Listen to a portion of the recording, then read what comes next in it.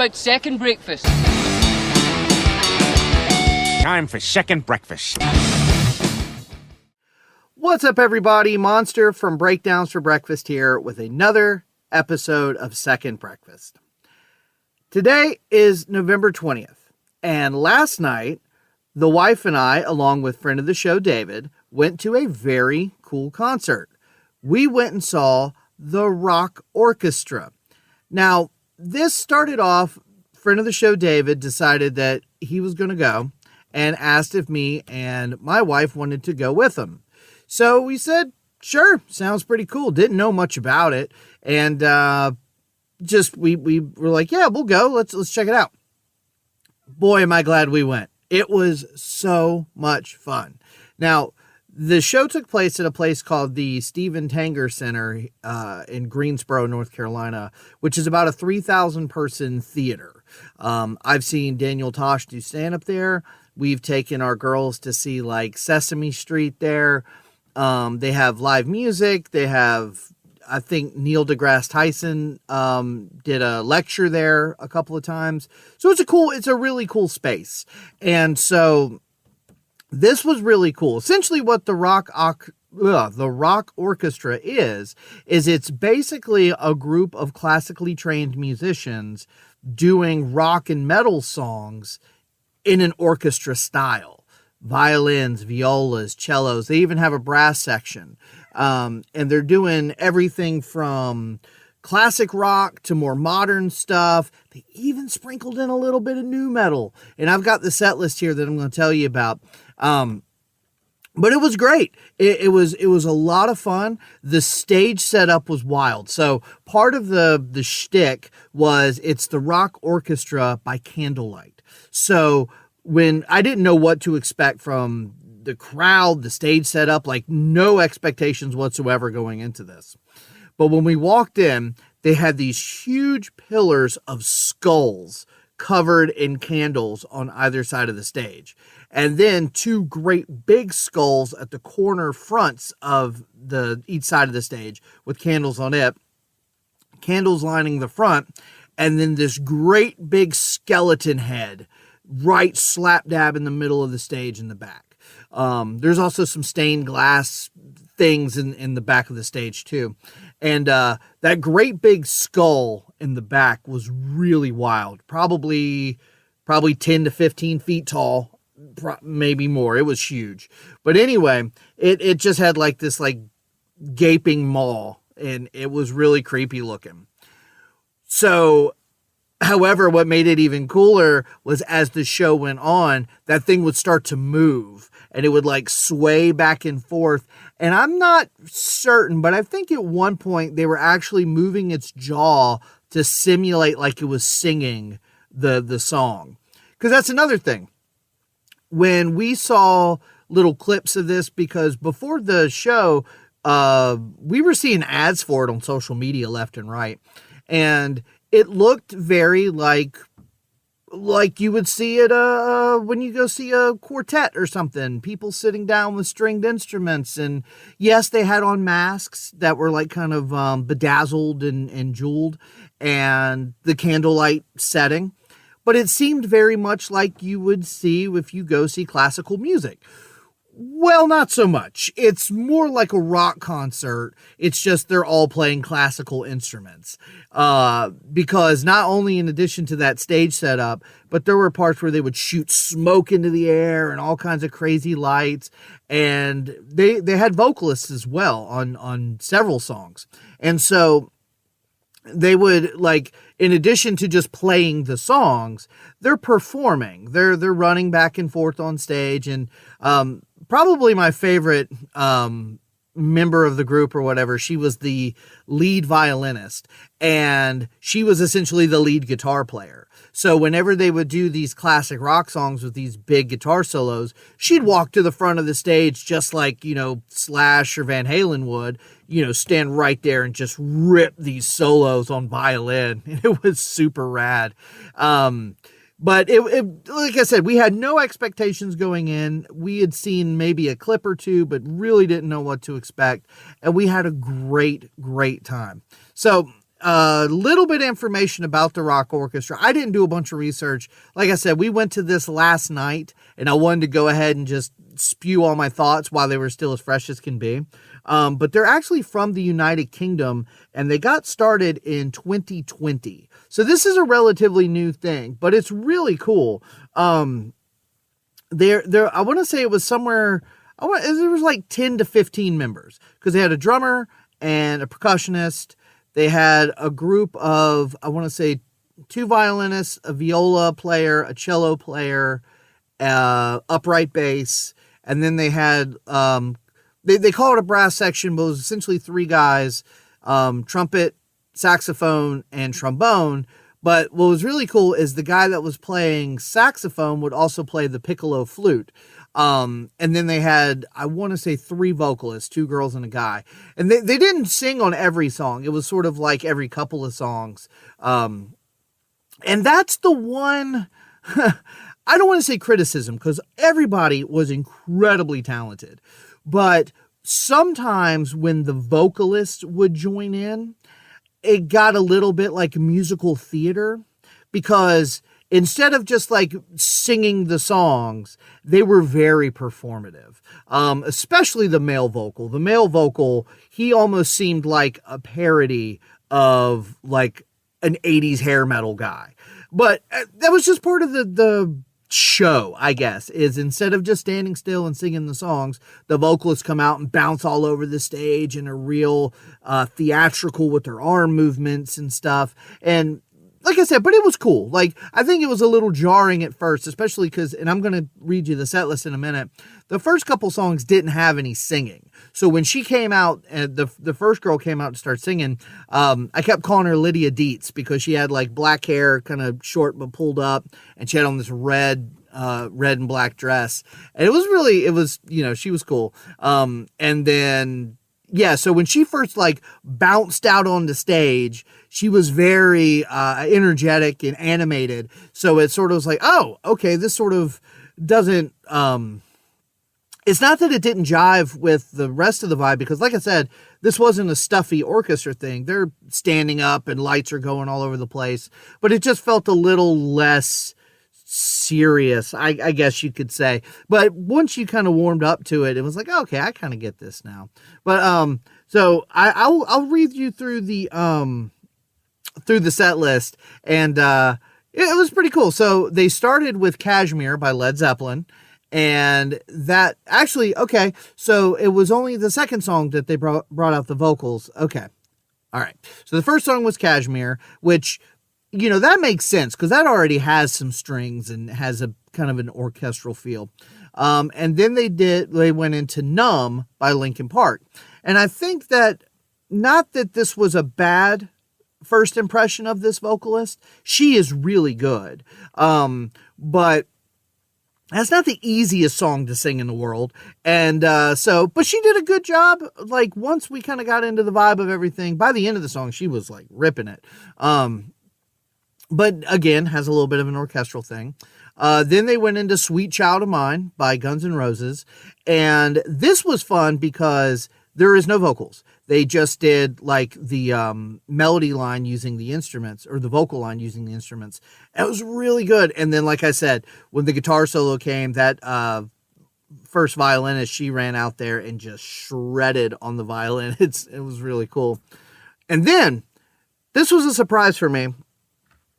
Next, they did Dream On by Aerosmith. Now, I don't know if I've made my feelings on Aerosmith very clear on the show.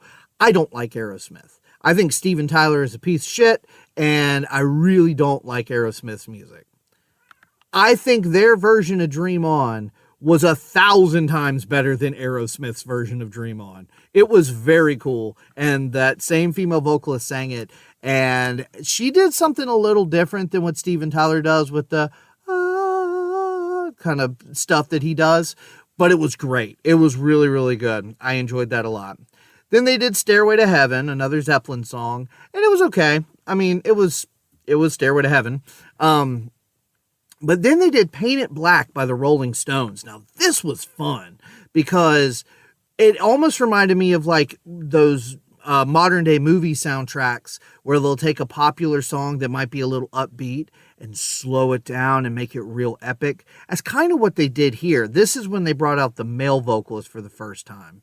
And it was cool, man. I hesitate to say it was better than the original, because I mean, Paint It Black is a pretty cool Rolling Stone song, but those lyrics really took on this like level of gravitas being performed this way. So it was a really cool version. Then they did Bring Me to Life by Evanescence. Now, I actually think they brought the vocalist back out, the female vocalist along with the male vocalist. And I actually think she did a great job, and he felt a little bit silly on this one. It still sounded good. They still did a really good job. Just the nature of the instrumentation, some of the like ja-junt aren't quite as like impactful because you don't have the guitar and the bass guitar.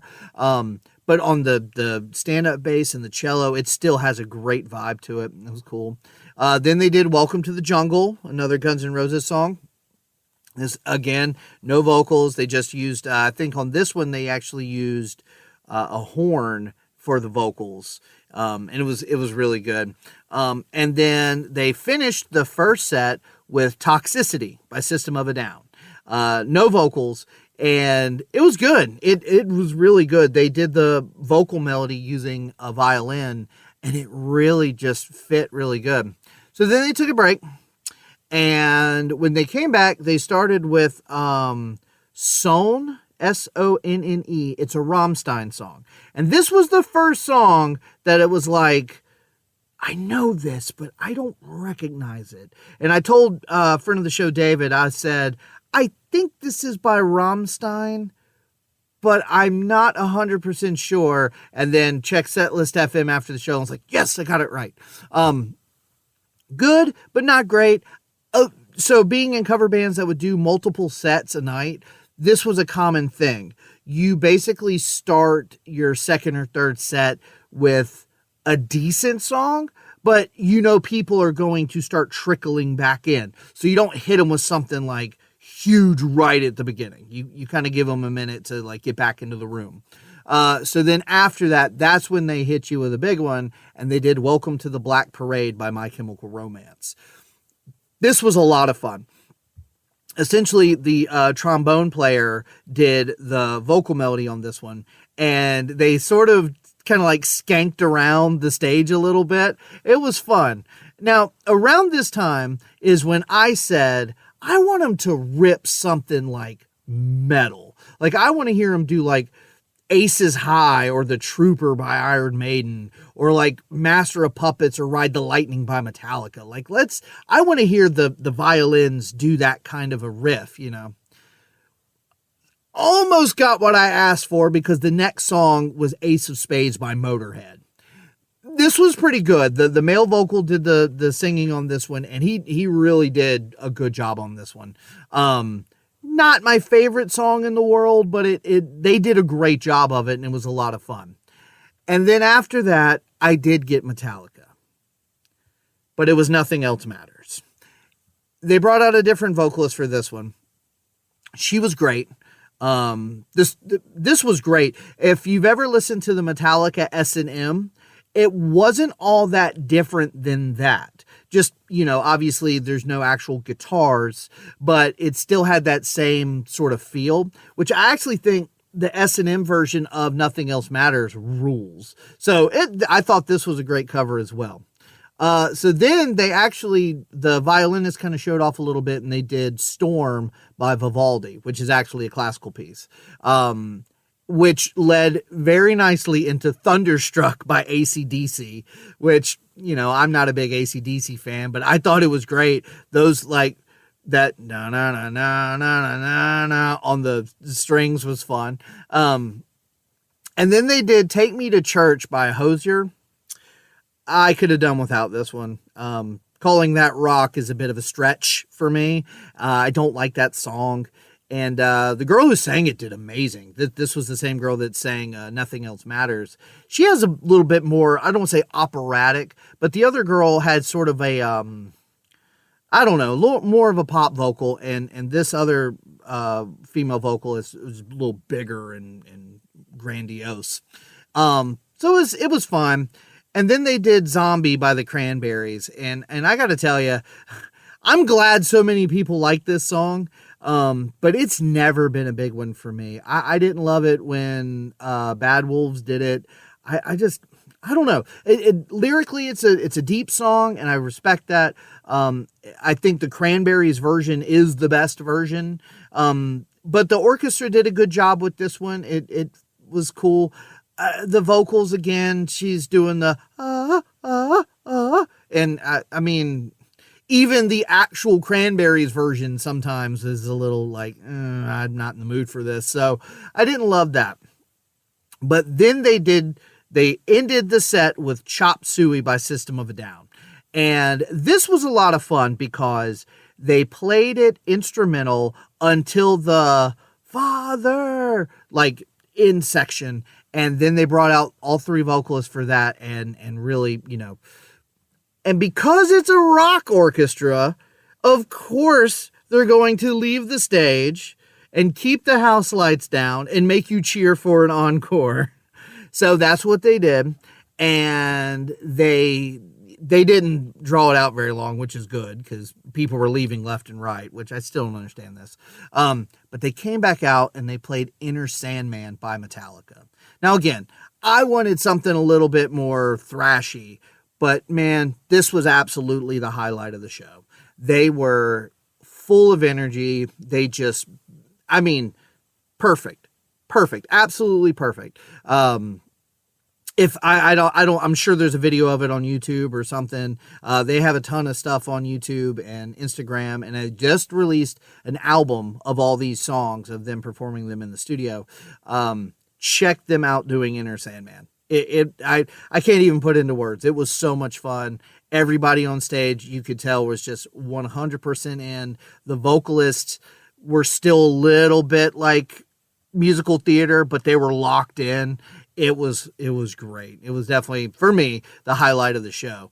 But yeah, this was really a lot of fun. We, like I said, had no idea what to expect, and exceeded any expectation I might have had. It was so much fun.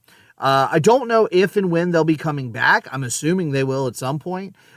Check it out. It was really, really good. Because I had heard like the Vitamin Quartet versions of songs. You probably didn't even realize it, but like I have the one for 311, of course, but they've done it for Disturbed. I think they've done it for Korn. They've done it for System of a Down, I'm sure. But it's basically this quartet that learns these rock songs and then plays them, classical music style. And that's kind of what I thought I was going to get. But this was a lot bigger and a lot more bombastic than that. And it was a good time. So yeah, this was another, example of how I like to go and see just about anything that involves live entertainment and live music. And it was a lot of fun. So, yeah, if you've never seen the Rock Orchestra, I'd highly recommend checking them out. If you have seen them, let me know what you think, if you had a good time. And, yeah, I hope you have a great day.